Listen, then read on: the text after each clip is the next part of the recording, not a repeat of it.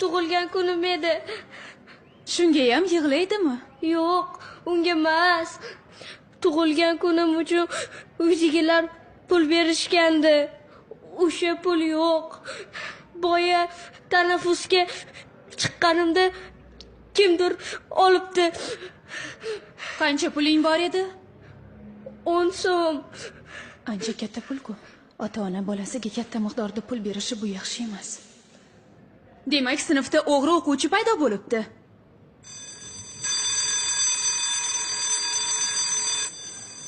Hech kim sinfdan chiqib ketmaydi. Men o'zim sumkalaringni bittama-bitta tekshirib chiqaman. Qani, Farangiz, ko'rsatchi sumkangni.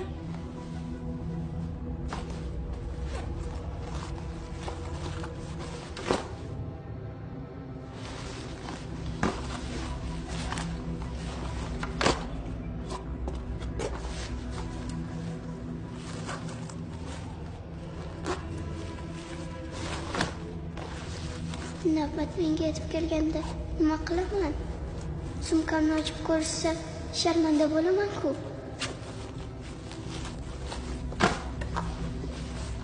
Mutabar, sumkangni ochib ko'rsatchi. Yo'q, ochmayman. Mutabar, ber sumkangni. Yo'q. Ber dedim senga. Yo'q. Aytganimni qil. O'g'ri.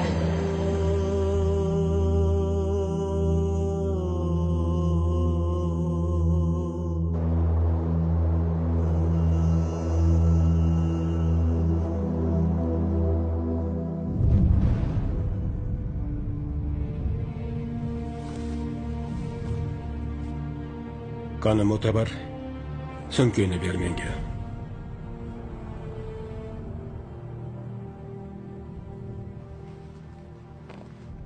Men noilojlikdan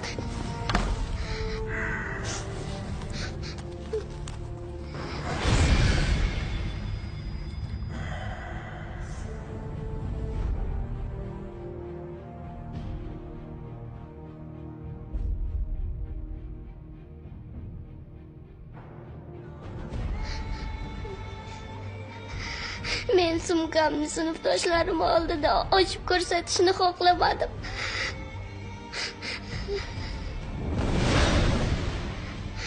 Ular menga past nazarda qarashlaridan, ustimdan kulishlaridan qo'rqdim. Men doim sinfdoshlarimdan ortib qolgan non bo'laklari va ovqat qoldiqlarini yig'ib yuraman. Uyga borganimda esa onam, men va ukalarim bilan bularni birgalikda baham ko'ramiz. Mening otam o'lgan. Onam kasal. Ukalarim och. Bizning bundan boshqa tirikchiligimiz yo'q. Iltimos, bularni olib qo'ymang. Men o'g'ri emasman.